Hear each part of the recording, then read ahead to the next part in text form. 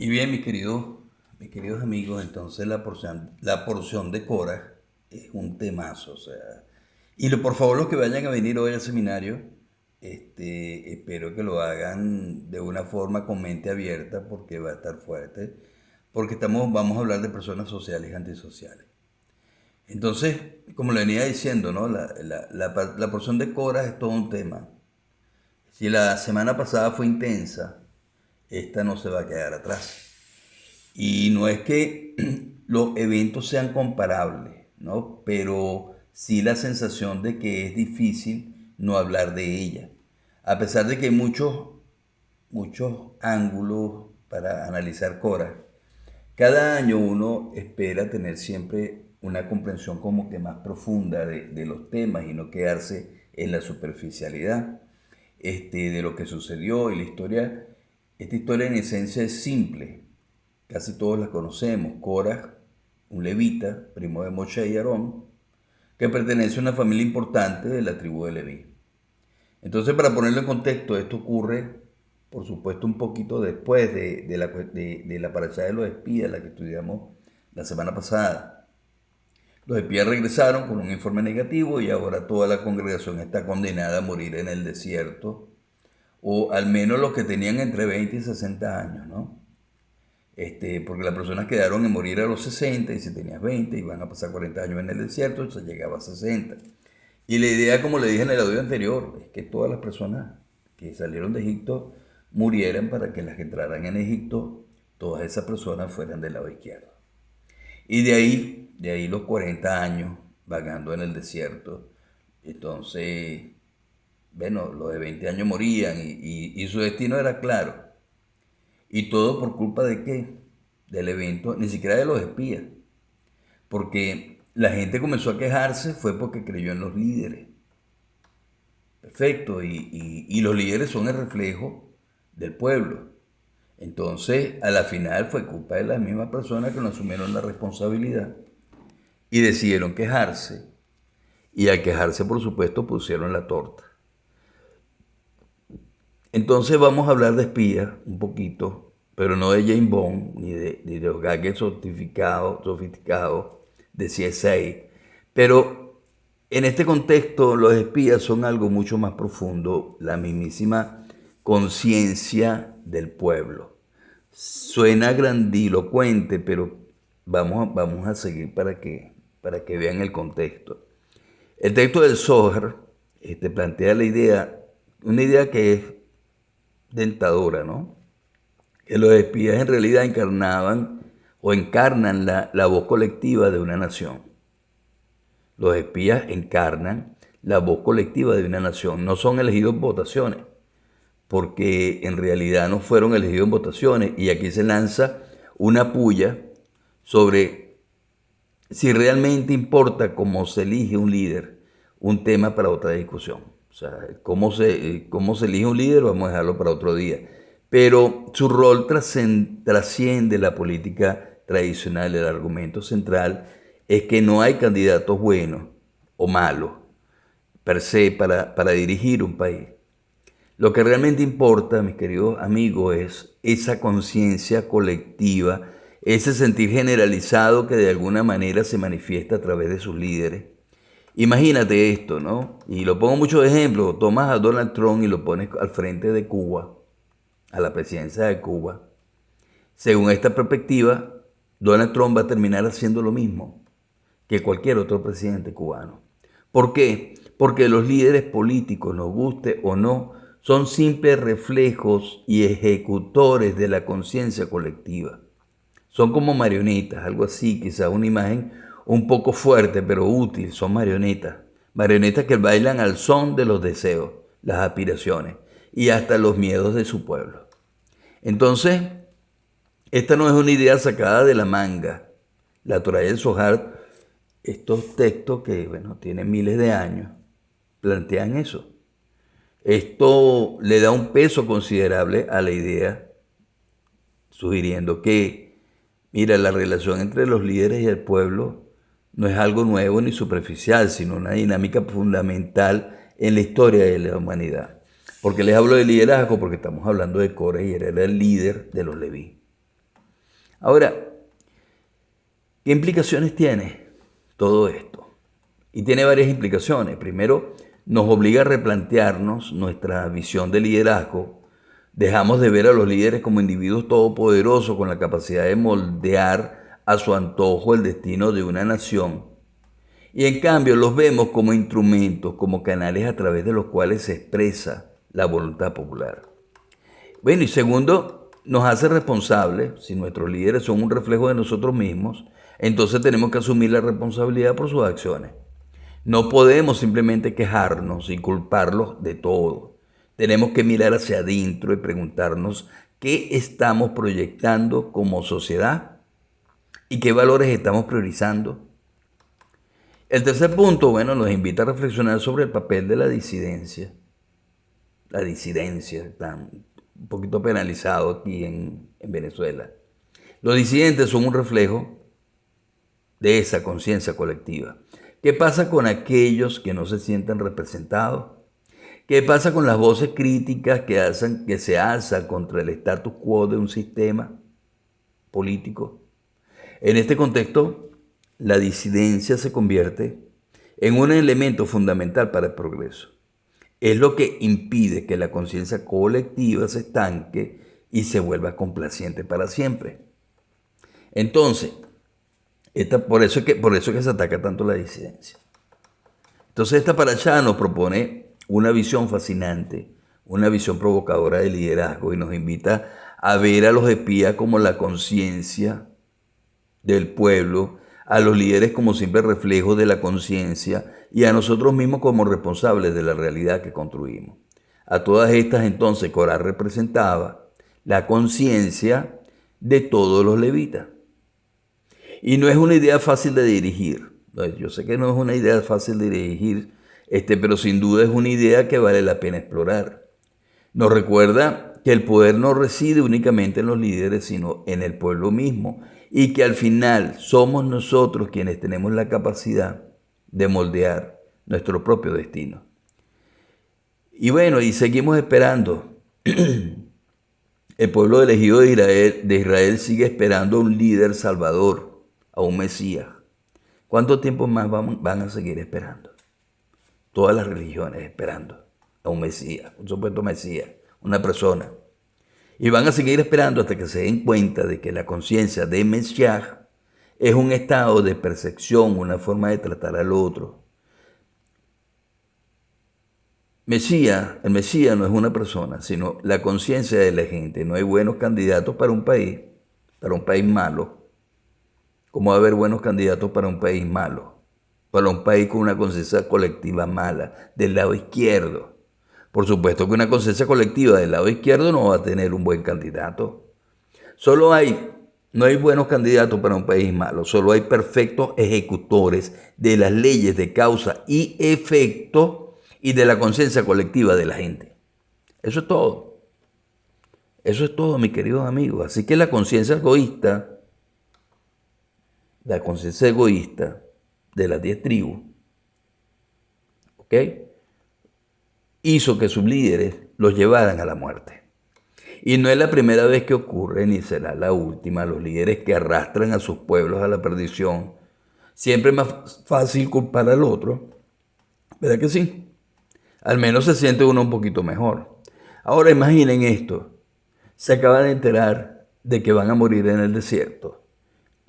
Esa tierra que Hashem prometió a Abraham, Isaac y Jacob, la tierra prometida que emana leche y miel, y ustedes no la verán, y sus hijos sí.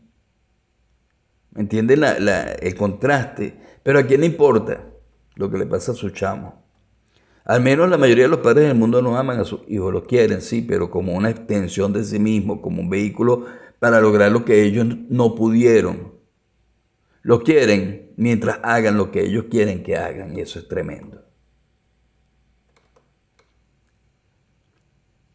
Entonces, bueno, para ver, llevamos 9 minutos, vamos a hablar un poquito más. ¿Y qué historia densa? Esta la de Korah, ¿no? Es como una olla de presión, de frustraciones y resentimientos a punto de hacer capum, explotar en el medio del desierto.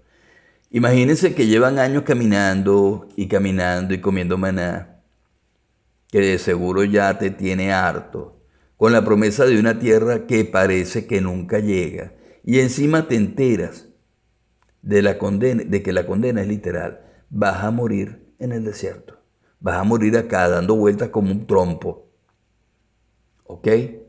Como un trompo sin fin.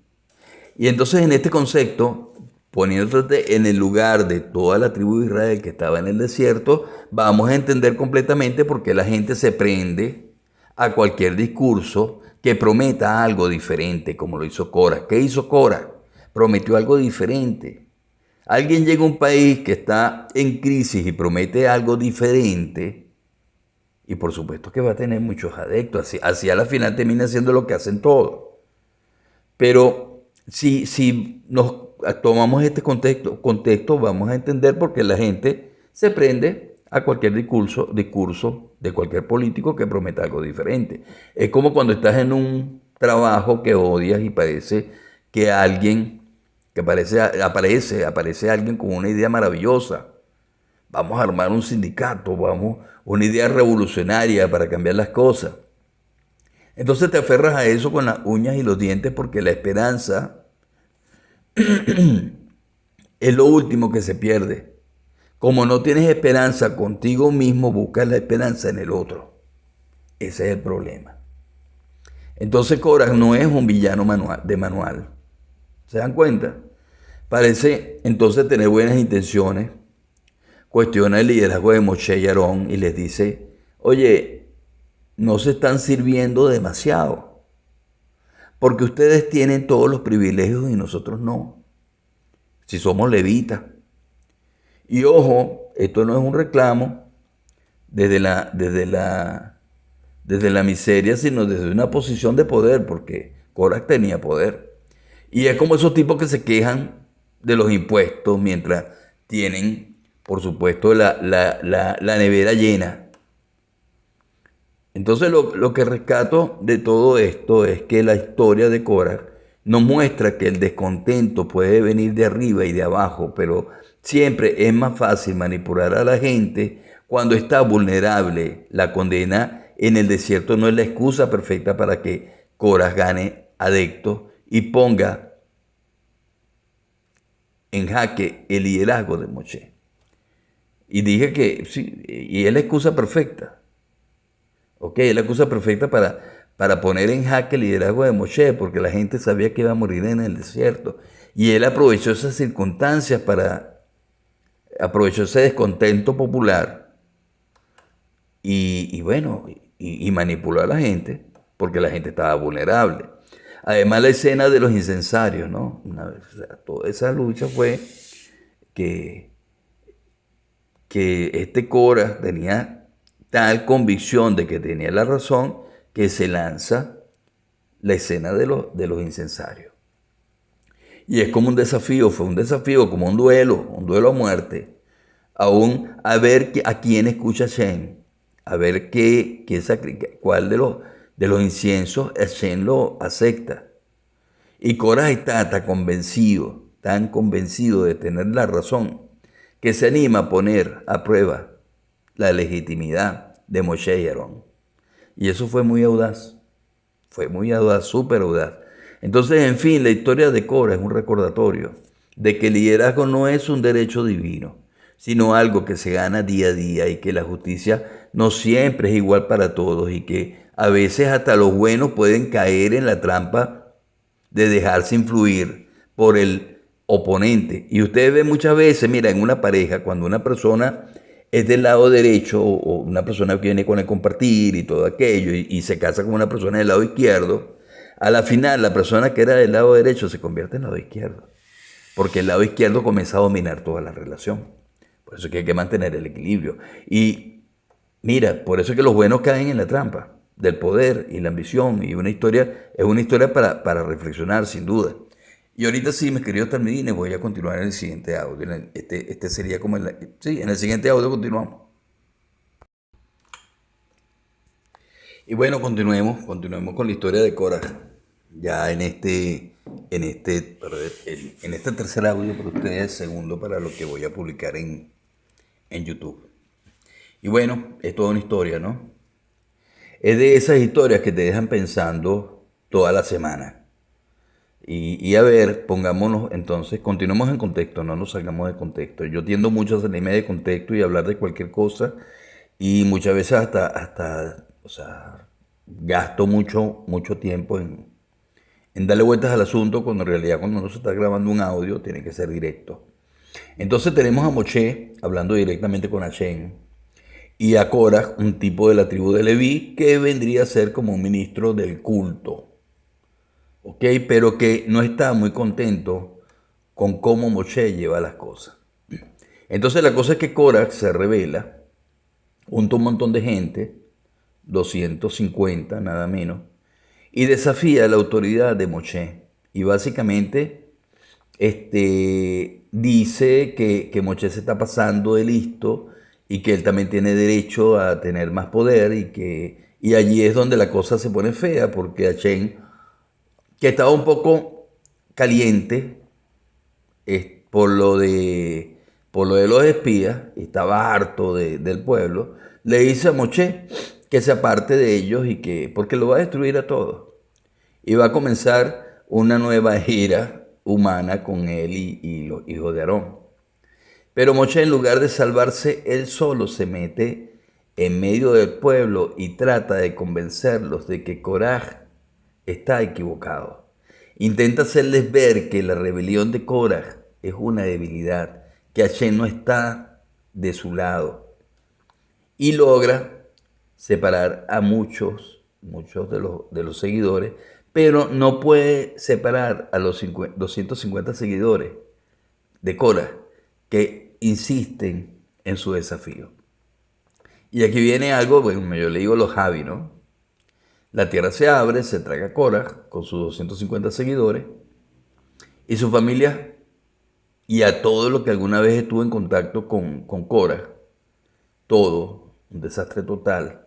Pero la cosa no termina allí porque la gente, en lugar de aprender la lección, comienzan a culpar a Moshe de que hizo una brujería, una magia para matar a Korah y a los demás.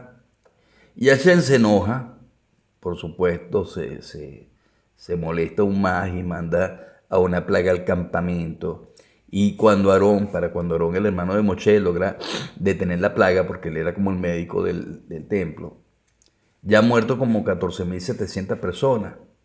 Y eso es una barbaridad en aquellos entonces donde la población no es como hoy en día.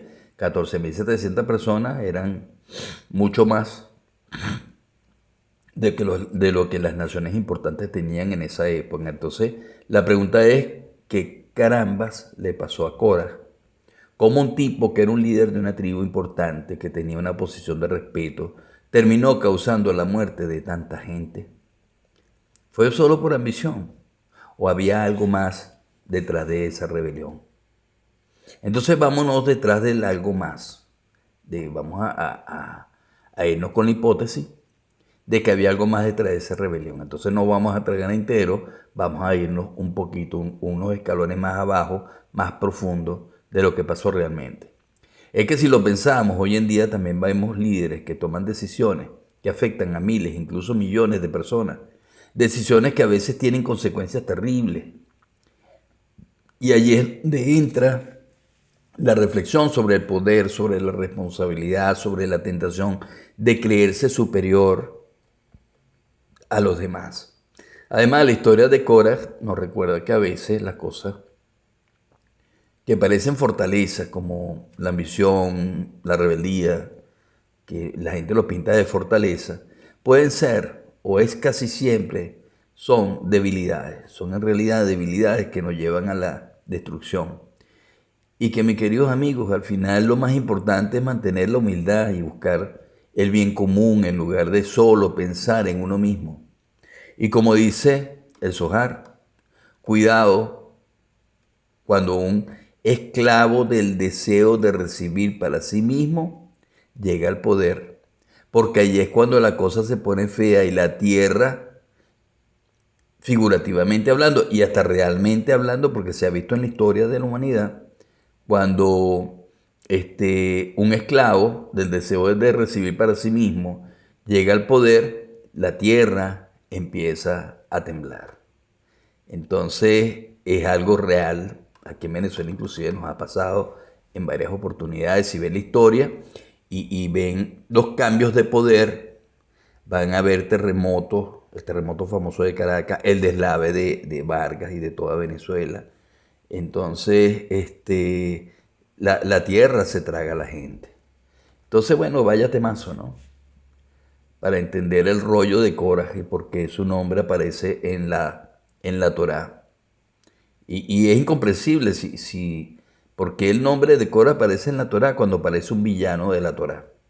Entonces, para eso hay que desmenuzarlo muy bien. ¿Quién era Coraj y por qué tenía razón? Vamos a ser abogados de Coraj. Ok, ¿por qué tenía razón Coraj? A ver, aquí está el meollo del asunto. Coraj no era un don nadie, de hecho, él se sentía como un alma súper importante, ¿no?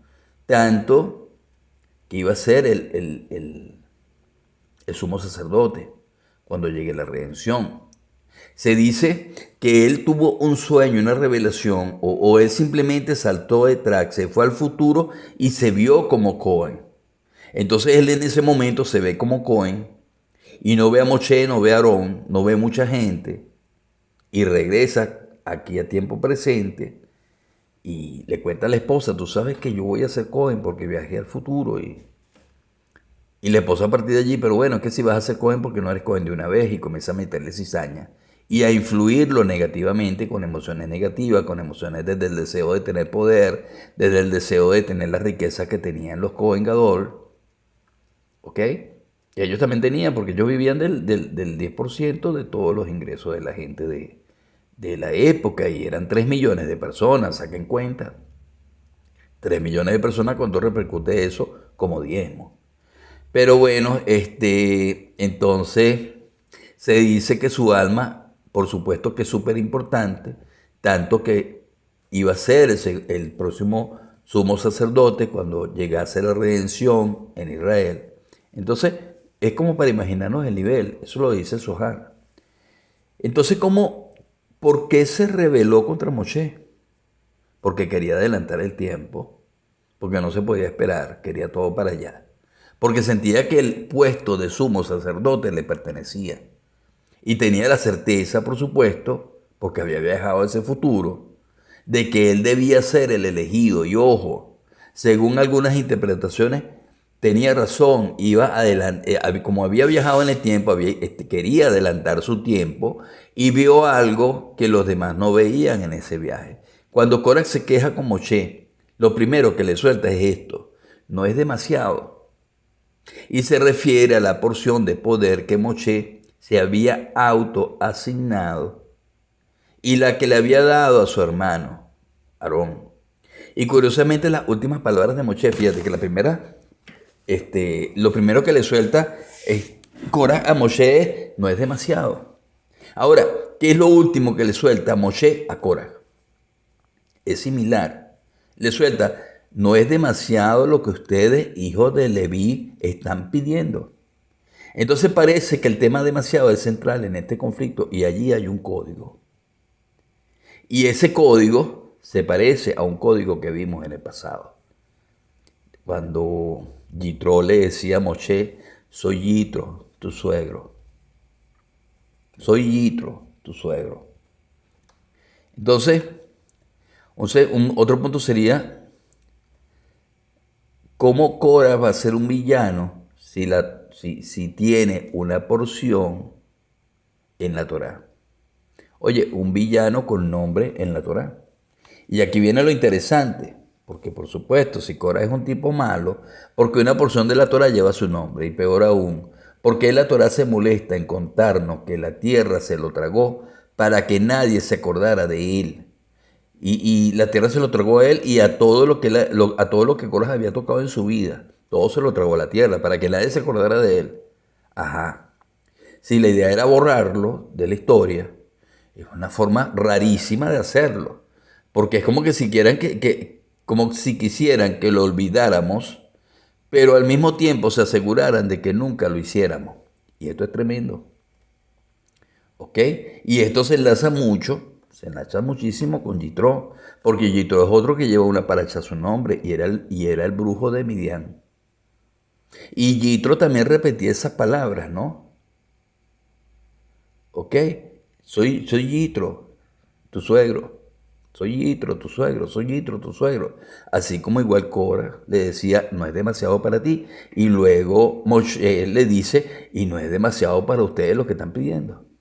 Entonces la historia se enlaza con Yitro, el suegro pesado de Moshe. Para entender mejor a Cora, a esta paracha, tenemos que irnos a la porción de Yitro. El suegro de Moshe, Yitro era el sacerdote de Midian, lo que hoy conocemos como Etiopía. Y no era israelita, porque Yitro no era israelita. Era el brujo del pueblo de Etiopía. Entonces cuando escucha lo que Hashem ha hecho por Moshe y el pueblo de Israel decide unirse al combo, a ellos, y le devuelve a Moshe su esposa, la hija de Yitro, que se llama Zipora. Entonces le regresa a la hija con los hijos de Moshe. Y hay algo raro, ¿no? 11 veces la Torah nos dice que Yitro le dice a Moshe, yo soy tu suegro Yitro y vine taca taca. Y otra vez, yo soy tu suegro Yitro. Y yo soy tu suegro Yitro 11 veces. ¿Y qué onda? ¿Acaso que Moshe tenía Alzheimer? La Torah no gasta tinta al vicio. Así que tiene que haber una razón de tantas repeticiones. Resulta que las iniciales que tienen en hebreo las palabras yo soy tu suegro Yitro, que sería Ani Jotenhai Yitro, AJY, que en hebreo sería, ¿ok? Ají, ¿ok? Lo que traduciría sería la palabra ají, que traducido, Ales, Yet, Yud, que forman la palabra ají, que viene de Ani, que son las primeras letras, la primera letra de Ani, la primera letra de Jotenhai y la primera letra de Yitro. ¿Y qué significa ají en hebreo? Aquí en español significa un picante que se le echa a la comida para que sepa sabrosa.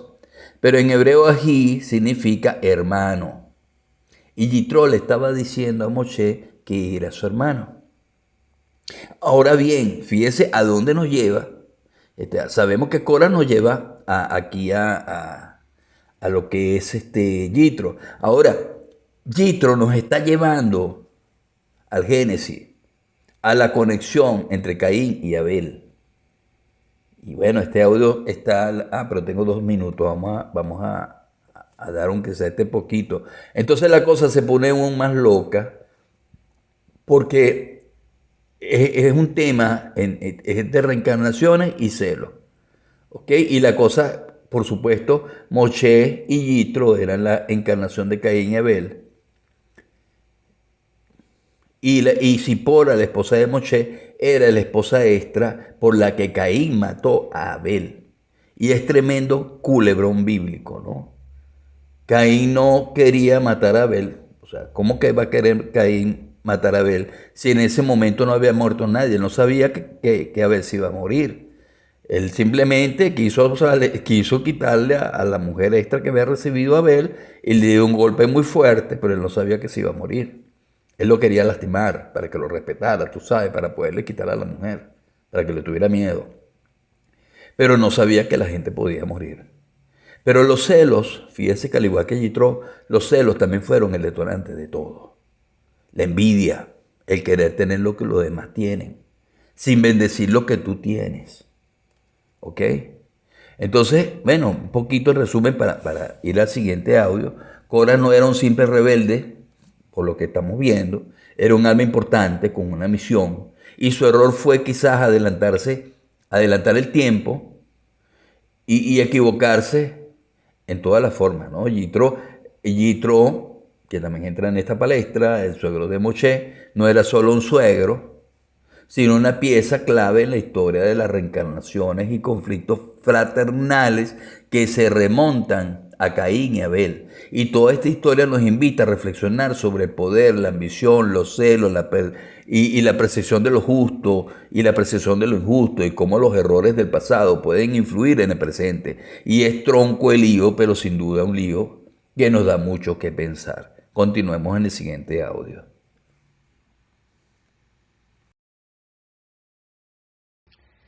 Y continuemos con este audio, a mí me parece súper interesante este tema. Yo siempre busco algo interesante cada año para entregarles y este año de verdad que me encanta. Y bueno, vaya tela marinera la que tenemos aquí. Amigos, si intentamos resumir todo esto en un titular, sería algo así como reencarnaciones, celos y líos cósmicos, la telenovela de Korah, Caín y compañía. Porque, a ver, vamos por partes. Porque aquí hay más capas que una cebolla cósmica. Y nos pintan a Korah no como el típico rebelde sin causa, sino como un alma con una misión, entre comillas, porque parece que se le fue un poco de la mano, parece que se le fue un poco la mano, o como dirían los modernos, se le fue la moto. Igual se adelantó a su tiempo, o igual no supo cómo plantear sus movidas. Pero el caso es que lo catalogaron como rebelde.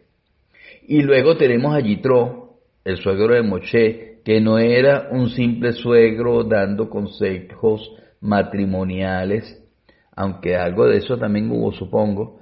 No, señores. Yitro es una pieza clave en la historia de las reencarnaciones y en todo esto de la tela marinera que les comenté al inicio, que es un culebrón que se remonta ni más ni menos que a Caín y Abel. Y bueno, toma ya, ¿no? La cosa es que todo este embrollo nos lleva a reflexionar sobre temas que dan bastante que pensar.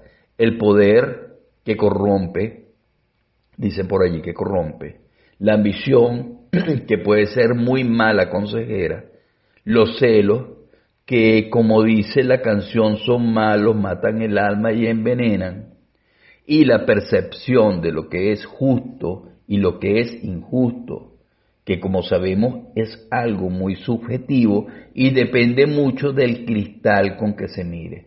Y para rematar la faena, nos recuerdan que los errores del pasado pueden tener consecuencias en el presente. Y vaya lío, ¿no? Como bien dice, pero un lío que nos invita a darle al coco y a replantearnos muchas cosas. Y ahora, un pequeño inciso para hablar de Caín y Abel. Según nos cuenta la Torá, Caín no era un asesino a sangre fría que planeó matar a su hermano. No. Él solo quería darle un susto, hacerle sufrir un poco, cosas de hermano, supongo. Pero claro, como eran los primeros humanos y nadie se había muerto antes, Caín no tenía ni idea de que si le dabas un golpe en la cabeza a alguien, lo matabas. Y wow, menudo shock, ¿no? El Midrash incluso dice que Caín lloró desconsoladamente sobre el cuerpo de Abel intentando despertarlo, pensando que estaba dormido. Y bueno, pobre Caín, un accidente, vamos. Y eso nos quieren hacer creer, ¿ok? Y volviendo al presente, nos recuerdan que Yitro se largó del campamento hacía 2 semanas, creo yo, hacía un tiempo corto, después de decirle a Moshe que iba a compartir toda la sabiduría que había aprendido de la Torá con la gente de Etiopía. Un tío generoso el Yitro, ¿no? Y aquí es donde entra en juego el Arizal Luria, que nos suelta la bomba de que Caín reencarnó en Korah. Y toma 2, ojo, que esto de las reencarnaciones no es solo cosa de morirse y volver a nacer. No. También se pueden adquirir almas adicionales, tanto positivas como negativas. Y aquí viene lo del famoso mandamiento de yo soy un Hashem celoso que visitó la iniquidad del Padre hasta la cuarta generación. Y repito, yo soy un Hashem celoso que visitó la iniquidad del Padre hasta la cuarta generación. Y según nos explican, esto no significa que Hashem castiga a los nietos por los pecados de los abuelos, sino que les visita con almas adicionales que necesitan ser corregidas a través del sufrimiento. Y es un menudo plan. Pero no todo es sufrimiento. También existe la otra cara de la moneda. ¿Pero qué hago? Pero le hago el bien hasta 2000 generaciones al que sigue mis preceptos. Y fíjense que la cara anterior de la moneda es yo soy un Dios celoso que visito la iniquidad del Padre hasta la cuarta generación. Y esta cara de la moneda me dice que yo le hago el bien hasta 2000 generaciones al que sigue mis preceptos.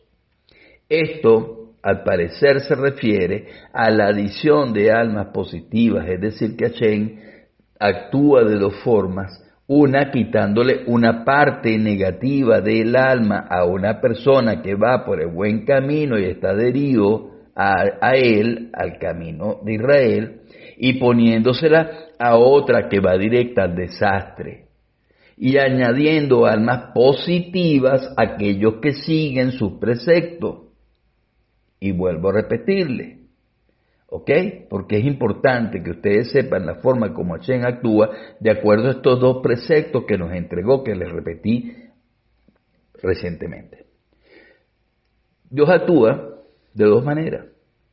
Uno, quitándole una parte negativa de alma a una persona que va por el buen camino de Israel, que está adherido a Hashem, y esa parte que le quita se la pone a otra que va directa al desastre. Y también añadiendo almas positivas a aquellos que le quitan esa alma negativa, la parte negativa se la quita y le mete un alma positiva a aquellos que siguen sus preceptos. Y luego está lo de los Ibur.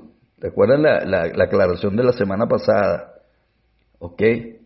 Los Iburín. Luego está lo de los Iburín. Iburín son como posesiones. O sea, los Iburín, que son como posesiones, pero al revés. ¿Cómo les explico esto? En lugar de que un alma negativa posea un cuerpo y lo arrastre hacia lo malo, que eso fue lo que le ocurrió a Cora, un Iburín es un alma positiva, la que se infunde, la que se insufla, la que se mete en alguien. Y esa persona, con esa alma positiva, comienza a crear algo en adición con el Creador. ¿Ok? Entonces, eso es un Iburín. Cuando una persona está dentro del camino de Hashem, se le sale lo negativo y se le van implantando Iburín para que logre el propósito divino. Y yo sé que todo esto es muy loco y espero que lo estén entendiendo, porque se lo estoy explicando de la manera más simple que se pueda. Porque para rematar nos dicen que el primer error que cometió Cora fue tomar malos consejos, y ahí Abraham, o sea, se dejó, la tradición sería malas influencias, malos flujos, influir, influencia, flujo. Entonces, para rematar nos dicen que el primer error que cometió Cora fue tomar malos flujos. Y la parte no corregida que había dejado Yitro de Caín. ¿Cuál fue la parte no corregida que había dejado Yitro de Caín? Cuando vio a Abel, cuando muere, después de los tantos días llorándolo, Abel se hundió en la tierra, se hundió en la tierra y Abel desaparece en la tierra. Por eso es que Yitro desaparece en la tierra. Toma 3. Y vamos, que Cora no tenía una papeleta fácil entre reencarnaciones, almas adicionales y consejos chungos. La verdad dan ganas de darle un batazo al pobre Cora. ¿Ok? Entonces, resumiendo hasta ahorita, es una historia con más giros que una montaña rusa, ¿verdad? llena de reflexiones sobre el poder, la ambición, los celos, la justicia, y es un lío. Sí, pero un lío que nos da mucho que pensar. Y váyate la marinera, como comencé esta exposición que tenemos aquí, si intentamos resumir todo esto en un titular. ¿Ok? Y bueno, vamos por partes porque aquí hay más capas que una cebolla cósmica. Nos pintan a Cora como el típico rebelde sin causa, y él no es un típico rebelde sin causa, sino él es, o sea, es un alma con una misión, ¿ok? Entre comillas, porque parece que se le fue un poco la mano, o como dirían los modernos, se le fue la moto. Y bueno, y vaya moto, llévate mi moto, como decían unas canciones de los años 80, llévate mi moto. Y bueno, y fíjate, entonces ahorita nos vamos un poquito más profundo, vamos a bajar 2 escalones más abajo para seguir comprendiendo este tema. Y le voy a hablar del peligro de delegar tu ticún, los consejos del libre albedrío y las almas de Caín. Oye, ¿viste cuando alguien, en vez de tomar las riendas de su vida, sale corriendo a pedir consejo a otro? Y no me refiero a esa situación donde dices, oye, tú sabes un montón de esto, explícame cómo funcionan las leyes de causa y efecto en esta situación particular. No, hablo de cuando la persona va y le pregunta al otro, oye, ¿qué hago en esta situación? ¿Qué harías tú en esta situación? Y allí, capum, ¿ok? Delega la responsabilidad de corregir su propio ticún, su propia reparación personal en otra persona. Y acá está la movida. Por más que le den la respuesta correcta, lo que haga después ya no sirve. ¿Por qué? Porque él tenía que llegar a esa respuesta por sí mismo. Alguien te puede dar información sobre cómo funciona el mundo. Mira, este camino lleva a tal lugar, al otro. Pero no te puede decir sin explicarte el por qué anda por ese camino. En ese momento te quita el libre albedrío. Y una vez que te sacan el libre albedrío, ya no sirve. Y bueno, mis queridos talmidines, vamos a continuar en el siguiente audio.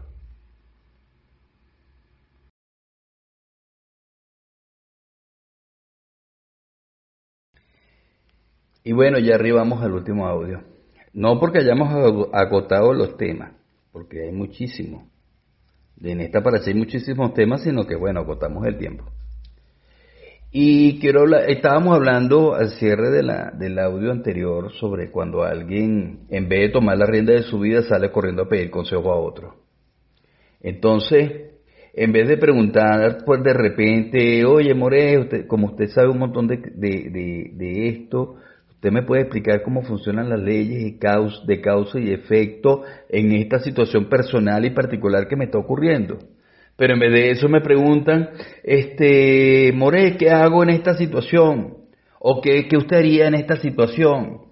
Y allí delegan la responsabilidad de corregir su propio ticún en otra persona y delegan la posibilidad de corregir su problema personal. ¿Ok? Porque al darle la respuesta, el ticún no se corrige, se queda allí. Se queda allí plasmado, pasmado, o sea, se queda en suspensión. Entonces acá la movida, por más que le den la respuesta correcta, como yo muchas veces se le he dado a cada uno de ustedes, lo que hagas después ya no sirve. ¿Por qué no sirve? Porque él tenía que llegar a esa respuesta por sí mismo. Alguien te puede dar información sobre cómo funciona el mundo, por supuesto que sí. Mira, este camino te lleva a tal lugar y este otro camino te lleva a este otro lugar. Pero no te puede decir sin explicarte el por qué anda por este camino. En ese momento, te quita el libre albedrío. Y una vez que te quita el libre albedrío, ya no sirve, ya no te va a funcionar. Lo que él te diga no te va a funcionar. Entonces hay gente que hace negocios increíbles, sobre todo en el contexto religioso, hacen unos negocios increíbles manipulando el libre albedrío de los demás. Y no son solo negocios, inflan su ego pensando que saben más que el otro, que son más letrados en la Biblia. Pero piénsalo, si fuera tu trabajo, si fuera tu problema, estaría en tu vida, no en la vida de ellos. Cuando alguien te pide un consejo. O sea, cuando alguien te pide un consejo, tú tienes que analizar esta situación. Si fuera tu trabajo, si fuera tu problema, estaría en tu vida y no en la vida de ellos. Entonces, ¿cómo le vas a solucionar un problema al otro, no? A la larga, la gente que se hace demasiado cargo de los problemas ajenos, termina cargándolos como su propio tikkun olam, su propia corrección global. Es como se dice por ahí, si alguien tiene tanta voluntad de meterse en los problemas de otro y no ocuparse de los suyos, le dan los problemas del otro y después otro más. Y es injusto, o sea, que él agarre todos esos ticunes, que un líder de religioso, por ejemplo, que agarre todos los ticunes de la persona a quien les ha resuelto la vida. Y es obvio que es injusto, pero esa persona se postuló. Tú cuando quisiste solucionar el problema del otro, tú te postulaste, tú te metiste solito en ese rollo. ¿Ok? ¿Me voy entendiendo? El Arizal explica cómo Yitro era llamado Cohen de Midian. El pueblo de Midian viene de Madán, en hebreo, que significa ponerse a discutirle algo a alguien, y acá conectamos con otra idea de Korah. Korah se levantó y se opuso a Moshe, armó una revuelta, ¿y qué fue lo que tomó Korah? Tomó una porción, tomó un consejo. Por eso que hablo de que uno no puede tomar consejo, tú no puedes decirle a los demás que solucionen tu problema. Él fue a contarle el problema a la mujer y la mujer le dio un consejo. Tomó un consejo del otro, dice la Torá. Ok, tomó una porción del otro. En el momento que él habla con el otro y le cuenta su problema, el otro le aconseja, y al aconsejarlo, o al él decir qué hacer, porque él era Korah, él era el líder religioso, y él le decía a la gente qué hacer, en el momento que él le dijo a la gente lo que tenía que hacer, tomó la porción que le tocaba a otro, una porción sin corregir, la más jodida que quedaba de las porciones del alma de Caín. Y ojo, no es que él a propósito dijo, yo quiero el alma de Caín, no. Se creó esa apertura porque él tenía afinidad, porque venía de esa fuente de alma, pero la apertura real se creó al tomar un mal consejo. ¿Van comprendiendo? ¿Y de quién fue el mal consejo? De su esposa. Tremendo el trabajo que le tocaba a la tribu de Leví, se separó en dos, ¿ok? Y ese era el trabajo que tocaba, la separación en dos. Los Cohamín y los sacerdotes, los hijos de Aarón, y los levitas, ¿ok? Y ojo, los levitas no eran ningunos pobres tipos tirados a la intemperie, ellos eran los que habían construido todas las ciudades del faraón, con el poder de la levitación, y eran sumamente poderosos, pero querían más poder. No se conformaban con el poder que ellos tenían. Pero no es solo que querían más poder.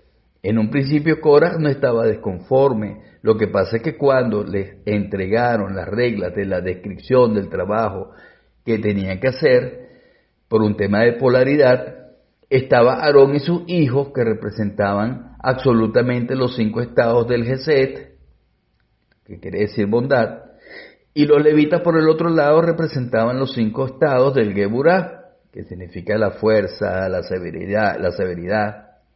De hecho, eran los agitadores del pueblo, los levitas, y ese era su trabajo. Pero para algo positivo, por supuesto, los Kohanim tenían que hacer su trabajo absolutamente en silencio, pero los levitas hacían ruido, hacían música, hacían zaperoco. Eran los que organizaban los eventos, por decirle así. Entonces, oye, ¿qué sacamos de todo esto? Bueno, principalmente lo que sacamos es que delegar tu tikkun, tu responsabilidad personal, tomar malos consejos, especialmente si vienen de tu esposa, ojo allí, te puede llevar a lugares oscuros, incluso a conectar con porciones del alma de Caín que preferirías evitar, así como la que tomó Cora. Recuérdense que Caín mata a Abel, y Abel, después que Caín lloró, ya se les expliqué en el audio anterior, lloró durante 6 días, se dice, Abel comenzó a enterrarse. Cuando Cora se deja influir por su esposa, dentro de esa influencia estaba el alma que se venía arrastrando, ¿ok? De Caín, que había entrado, ¿se acuerdan que había entrado en Yitro? Yitro, cuando se marcha, esa porción sin corregir busca dónde meterse, una afinidad de forma. Y por supuesto, la afinidad de forma que tenía era la mujer de Cora. Estuvo dentro de ella, pero sin efecto, porque mujer, el lado izquierdo. Ok, cuando Cora le pide un consejo a la mujer, o le da un consejo a la mujer, cualquiera de las dos cosas que haya ocurrido, cuando le da el consejo a la mujer, él toma para sí esa negatividad, ese tikkun, nada más que de Caín, y comienza a rodar guiado por ese tikkun, y le cambia toda la forma de ser. Cuando un tikkun baja a una persona, la persona cambia completamente, es como que dice, estás poseído por el demonio, es algo parecido. Entonces, él hace toda esta revuelta para finalizar ¿cómo? Él finaliza, sus seguidores y todas sus propiedades, como fue el tikkun, como fue el final de Abel, enterrado. Entonces, por eso que yo digo que delegar tu tikkun, tu responsabilidad personal, tomar malos consejos, especialmente si vienen, por supuesto, de alguien del lado izquierdo, de alguien femenino, te puede llevar a lugares oscuros, incluso a conectar con porciones del alma de Caín, porque todavía hay almas de Caín por ahí dando vueltas, y almas de Caín que uno preferiría evitar. Entonces, en definitiva, el camino de la autocorrección, claro que es súper personal y es completamente intransferible. No pidan consejos para que les resuelvan los problemas, ni ustedes tampoco se pongan a dar consejos para resolverle el problema a la gente, porque eso fue lo que le pasó a Cora. ¿Ok? Otros te pueden dar el mapa. Yo entrego los mapas. Bueno, estos son los caminos que puedes recorrer para solucionar tu situación, pero yo no le soluciono la situación a nadie, así me miren feo. Yo te voy dando los mapas, si haces esto, si haces esto, aquello, pero yo no te voy a decir qué hacer. Ahora sí, cuando agarras un camino equivocado, te digo, épale, ahí te puede pasar esto y lo otro, ¿quieres eso para tu vida? Si sigues haciéndolo, eso es todo rollo tuyo. Entonces otros te pueden dar el mapa, como yo le doy el mapa a mi chico. Pero tú tienes que caminar el sendero que te marca el mapa, de acuerdo a donde quieras ir. Y sobre todo, cuidado con los que te quieren vender el camino ya recorrido. ¿Ok? Entonces, mis queridos tamines, aquí finalizamos el seminario. Fue muy grato para mí compartir estas ideas con ustedes. Son ideas mías, son interpretaciones mías, quizás locuras mías, así que ustedes, por favor, contrástenlas con sus propias interpretaciones y tomen sus propios caminos. Shabbat Shalom, mis queridos talmidines, se les quiere mucho.